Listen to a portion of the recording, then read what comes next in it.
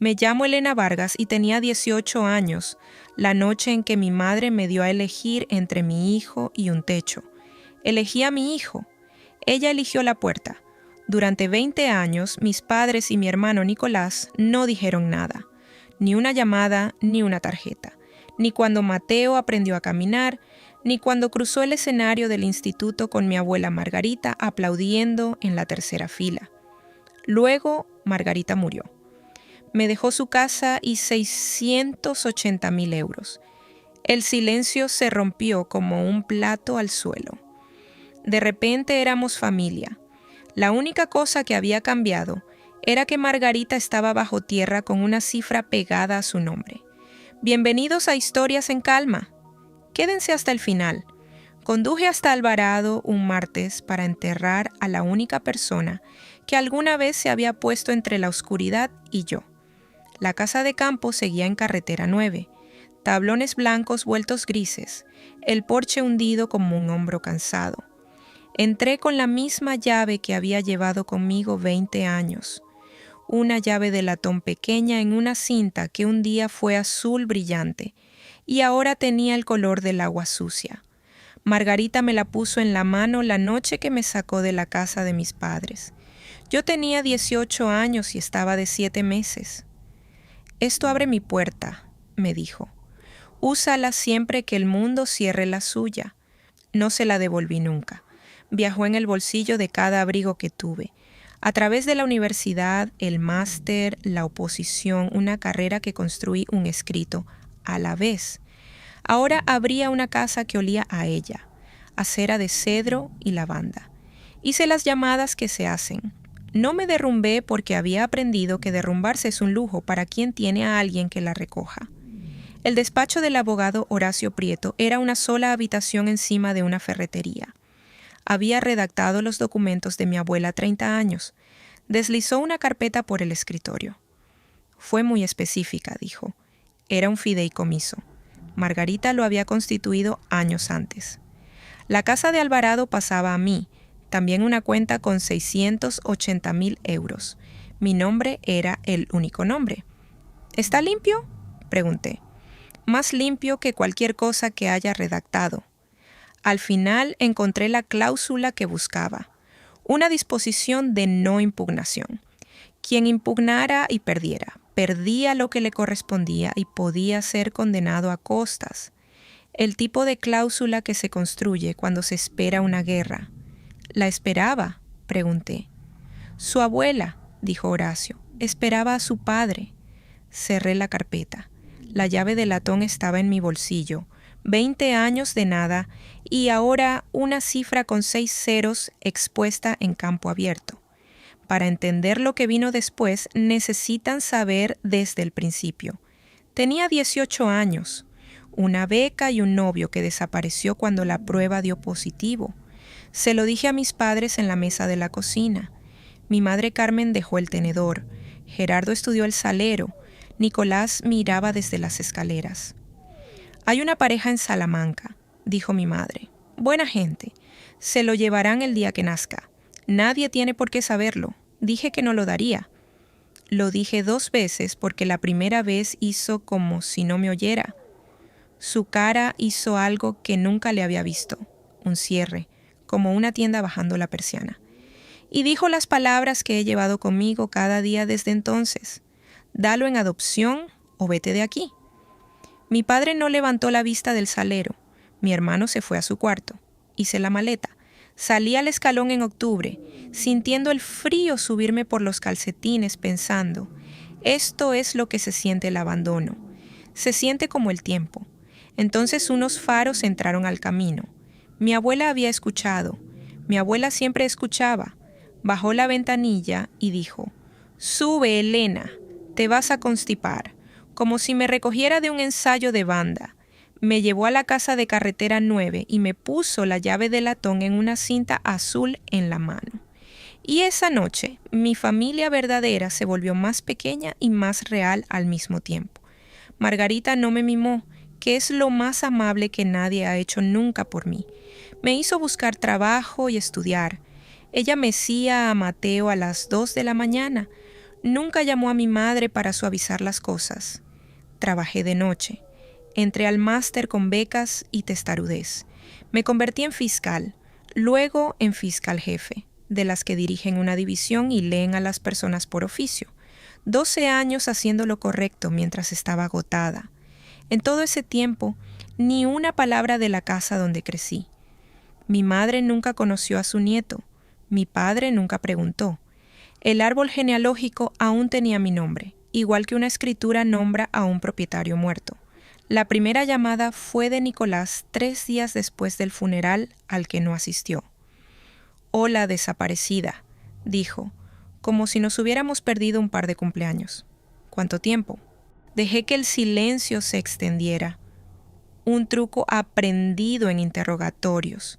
Lo rellenó como hacen los culpables. Tardó 90 segundos en llegar a la casa. Solo nos preguntábamos qué va a pasar con la finca de Carretera 9, propiedad familiar, ya sabes. Deberíamos sentarnos todos. La única cosa que había cambiado era que Margarita estaba en el suelo con una cifra pegada a su nombre. «Lo pensaré», dije. «¿Qué es lo que le dices a alguien en quien ya has terminado de pensar?». Mi madre llamó 2 días después, la voz quebrada con precisión. Habló de arrepentimiento. No preguntó por Mateo en 20 años y no lo preguntó ahora. Al final, «Cariño, tenemos que hablar del dinero. 680.000 euros. Son mucho para una sola persona». La cifra en su boca antes de que yo la hubiera mencionado. Al fondo, el carraspeo de mi padre. Estaban en altavoz. Lo habían planeado. «Ella se lo ganó», dije. «Ella me lo dio». La carta certificada llegó 11 días después. No era una tarjeta. Mis padres y Nicolás habían presentado una impugnación. Falta de capacidad mental e influencia indebida mía. La segunda acusación cayó como una bofetada, porque lo único que había dirigido en Margarita era que se acostara un poco antes. La vista tenía que celebrarse. Llamé a Horacio. Me dijo que no estaba del todo seguro de todo lo que Margarita había guardado, incluso de él, que una vez le había dicho: «Horacio, cuando vengan, Elena sabrá dónde buscar». 3 días después me llamó de nuevo. Había algo que debía entregarme. Solo una vez presentada la demanda. Conduje hasta Alvarado. En su despacho me dio un sobre corriente, amarillado en los bordes. En el frente, con la letra inclinada de mi abuela, Elena, sellado con lacre rojo. Algo tan propio de Margarita que casi me reí. Conduje 2 horas y media con el sobre en el asiento del copiloto. Lo puse en la mesa junto a la llave de latón y no lo abrí durante 4 días porque tenía miedo de que lo que hubiera dentro me salvara o me rompiera. Mi madre trabajaba el pueblo contando que yo había engañado a una anciana confundida. Mi instinto de fiscal era responder. Lo borré una docena de veces. La verdad no necesita un megáfono, necesita un escenario. El mío era un juzgado. La dejé hablar. La vecina de al lado era Rosa Calderón, 70 y pocos años, despierta como una navaja, amiga de Margarita durante 40 años. Cuando aparqué, cruzó la linde secándose las manos en el delantal. «Eres la nieta», dijo, «la de verdad». Nos sentamos en su porche. Entonces dijo lo que cambió la forma del caso. «Yo lo atestigué, ¿sabes? El fideicomiso. Margarita nos llevó al farmacéutico y a mí a casa del abogado. Estaba lúcida como el agua ese día. Hizo el crucigrama en bolígrafo mientras esperábamos. «Fue testigo de la firma», dije. «Quería 2 personas que no fueran familia», me dijo. «Rosa, algún día alguien te va a preguntar si yo sabía lo que hacía. Le dices que esa tarde me ganaste a las cartas». Le pregunté si estaría dispuesta a decirlo bajo juramento. Me miró como si le hubiera preguntado si el agua estaba mojada. «Margarita se puso de tu lado cuando ninguno de ellos lo hizo. Yo me pondré del suyo delante de Dios y del juzgado». Mi madre me interceptó antes de que llegara al coche. Subió por el camino de la casa en su buen abrigo, con ojos que todavía no estaban húmedos. «Solo quiero recuperar a mi familia», dijo. Es tan terrible. Me quedé en el porche de Margarita sin decir nada. Ella llenó el silencio con un dolor que llegó a horario fijo. Y entonces, porque las personas siempre se delatan si esperas, su voz se endureció. Te dije que lo dieras para que no arruinaras tu vida. Estaba intentando salvarte. Ahí estaba. 20 años después, las mismas palabras. Nunca había creído que estuviera equivocada. No me lo dijiste para salvarme, dije en voz baja. Te lo dijeron a ti una vez. Su cara hizo el cierre, y por medio segundo algo parpadeó detrás, algo viejo y magullado. Luego desapareció. Siempre creíste que eras más lista, dijo, y se fue. Había venido a leer mi cara en busca de debilidad. No había encontrado ninguna. Esa noche me quedé en la casa de campo. Me senté ante el escritorio de roble con el sobre amarillado delante y finalmente rompí el lacre. 3 páginas cubiertas de borde a borde. La primera línea me detuvo en seco. Elena, querida, si Horacio te ha dado esto, entonces han hecho exactamente lo que le dije que harían. Y estás sentada en algún sitio siendo demasiado orgullosa para pedir ayuda. Así que déjame ayudarte una vez más. Tuve que dejarlo un momento y mirar la ventana oscura. Me conocía, me había conocido siempre. No había escrito una carta sentimental. Eso no era su estilo. Había escrito instrucciones numeradas en tinta, como equilibraba su talonario. Mi abuela no solo me había querido, mi abuela había preparado una defensa. Escribió que sabía que su hijo vendría por el dinero en el momento en que se fuera.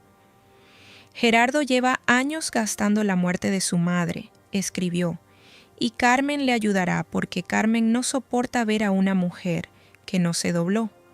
Había constituido el fideicomiso 4 años antes. Abogado independiente, carta del médico de esa misma semana, 2 testigos no familiares. Y la cláusula de no impugnación haría que, si la atacaban y perdían, perderían hasta el pequeño legado. No los dejé fuera para ser cruel, escribió. Los dejé fuera para que, si venían a atacar, solo se hirieran a sí mismos. Y la última línea era esta: la carta del médico, los testigos, la firma original. Todo está en el cajón más profundo de este escritorio, que abre la pequeña llave de latón.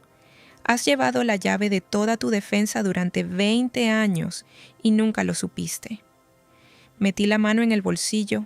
Ahí estaba, la pequeña llave en su cinta azul deshilachada. Me arrodillé ante el escritorio. El cajón más profundo de la derecha, siempre cerrado.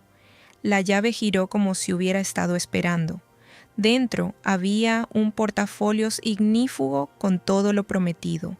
La copia original del fideicomiso, la carta del médico declarando plenas facultades, las declaraciones de Rosa y del farmacéutico, una nota nombrando al abogado independiente, un expediente perfecto.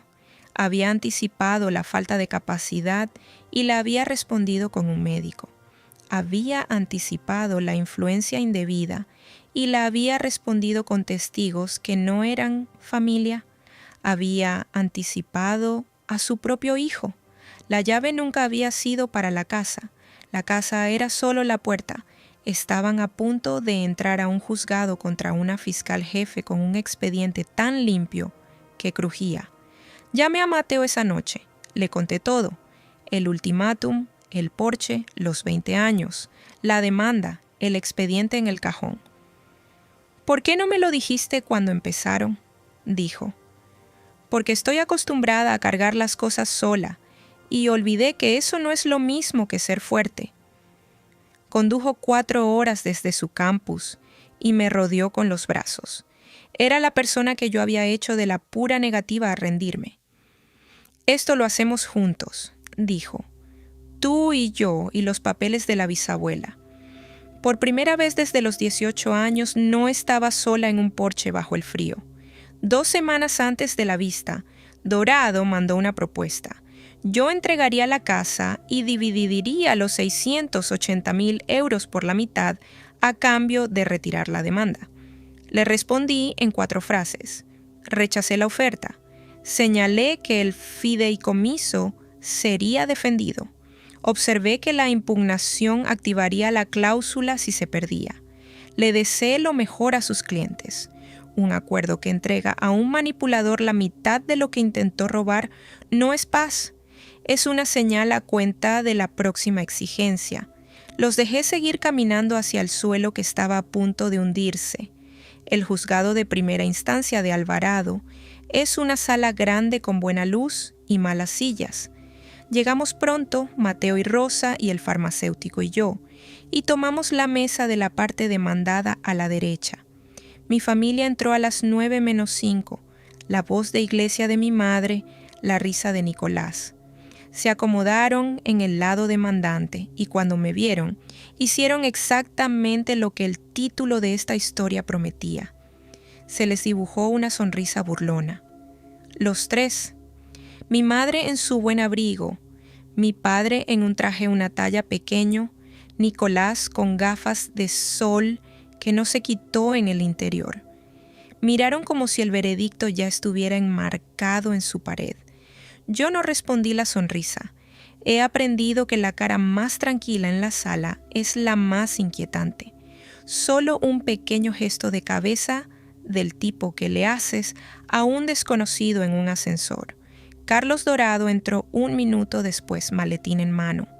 Cruzó hacia la mesa demandante leyendo su expediente. No había levantado la vista. Todavía no me había visto la cara. Dejó el maletín en la mesa, miró hacia el otro lado del pasillo para calibrar la oposición y entonces levantó la vista. Lo vi suceder en su cara, la pequeña muerte pública de la certeza de un hombre. Dorado era un profesional.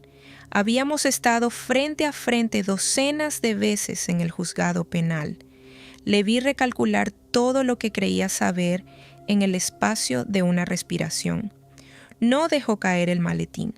Solo se irguió y, por puro reflejo de sala, me dio un pequeño gesto de cabeza y dijo las palabras que le quitaron el suelo a toda mi familia.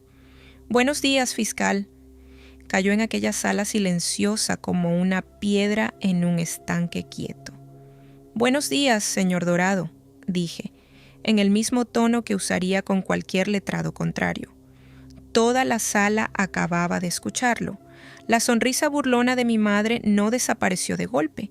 Se deslizó como un cuadro cuando el clavo cede. Mi padre se volvió incierto.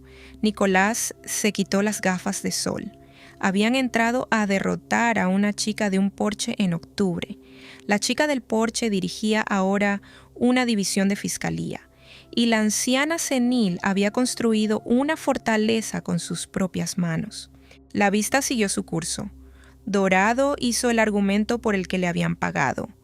Margarita anciana y aislada, yo insertada al final. Era una casa sin cimientos. Cuando llegó nuestro turno, no me levanté a hacer un discurso. Dejé que nuestra abogada presentara las pruebas una a una mientras yo las entregaba, calmada y fría.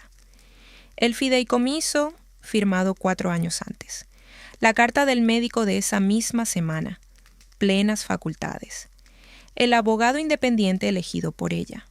Rosa Calderón tomó el estrado con su vestido bueno planchado y le dijo al juzgado que Margarita había hecho el crucigrama en bolígrafo ese día y que ningún ser sobre la faz de la tierra le había dicho a esa mujer qué hacer con su propio dinero. El farmacéutico lo confirmó. Del sobre amarillado, ahora una prueba con número, introdujimos la propia carta de Margarita explicando en puntos numerados por qué había estructurado todo así. Las historias pierden ante los documentos. Siempre ha sido así. Nuestra abogada pidió que se impusieran las costas a los demandantes. La jueza miró a Dorado por encima de las gafas. Dorado no lo discutió. Mi madre por fin entendió que no iba a ganar. Carmen se derrumbó en plena sala. Se levantó antes de que el ujier pudiera pararla. «La ha manipulado a todos», dijo con la voz subiendo. Esa anciana estaba confundida. Siempre fue una traidora. Se fue y dejó a esta familia. La jueza le llamó la atención. Ella no paró. Se volvió contra Dorado, contra mi padre, contra la sala entera. Lloró que nadie entendía lo que había sacrificado. Cuanto más gritaba que era la víctima, más pequeño se hacía su caso. Un juzgado es el único escenario donde el volumen no es prueba de nada. Nicolás volcó su silla y se fue dando un portazo. Mi padre no se movió. Miraba sus manos como una vez miró el salero. Por primera vez parecía lo que era, un hombre viejo que había apostado la tumba de su madre a una cosa segura y había perdido. Me quedé perfectamente quieta, con las manos juntas, porque Margarita me enseñó que cuando el otro lado está ocupado demostrando tu punto, lo más amable que puedes hacer es dejarles terminar. La jueza restableció el orden con 2 golpes de mazo. El fideicomiso, dijo, era válido y estaba respaldado por pruebas abrumadoras. La impugnación carecía de fundamento. El fideicomiso se sostenía en su totalidad. La casa de Carretera 9 era mía. Los 680.000 euros eran míos. Luego activó la cláusula de no impugnación. Los pequeños legados de Margarita quedaron perdidos y los demandantes pagarían una parte de las costas de la defensa. Habían alcanzado todo y se iban debiendo. Solo una anciana que entendía que la avaricia, con suficiente cuerda, anuda su propio nudo. Cuando la jueza terminó, la sala estaba muy silenciosa. Recogí mis pruebas, cuadré el portafolio y me levanté. Me permití mirar a mi madre entonces, una vez, completamente. Me enseñaste a soltar cosas, dije en el mismo tono con el que leo un veredicto. Aprendí la lección, solo que no de la manera que pretendías. La llave de latón en mi bolsillo golpeó una vez contra mi cadera como un pequeño nudillo aprobador. Caminé hacia la puerta donde mi hijo estaba esperando. Mi madre me interceptó en el pasillo. «Elena», dijo, «seguimos siendo tu familia. La sangre es la sangre». Y extendió la mano hacia mi brazo. Me aparté. No con brusquedad, solo fuera de su alcance. Mateo vino a ponerse a mi hombro, 1,90 de la persona a la que ella nunca había preguntado. Lo vi verle a él por primera vez y comprender exactamente lo que había tirado por la borda en un porche en octubre. La familia apareció hace 20 años, dije, y fue ella quien me dejó la llave. La cara de Carmen hizo el cierre por última vez, la persiana bajando para siempre. No tuvo respuesta porque no la hay. Salí con mi hijo al aparcamiento, a la luz plana del condado. Saqué la llave de latón del bolsillo y la giré entre los dedos. Durante 20 años había creído que habría una casa. Luego, creí que habría un cajón con una fortuna en pruebas. De pie en aquel aparcamiento, por fin entendí lo que Margarita había querido decir. La llave siempre había abierto más que la puerta. Nunca había sido la casa, ni el cajón, ni el dinero. Era saber qué personas eran un techo y cuáles eran una tormenta. Había tenido la llave desde el principio. Mateo me rodeó con el brazo y condujimos 2 horas y media a casa. Ninguno de ellos nos siguió. El fideicomiso se sostuvo. No hubo apelación.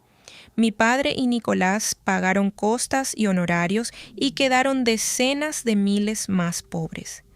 La empresa de Nicolás colapsó. Mi madre se quedó callada. Guardé la casa de campo.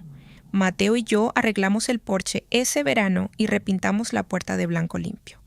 Colgué la llave de latón junto a la entrada, cinta azul y todo. Rosa viene a cenar los domingos.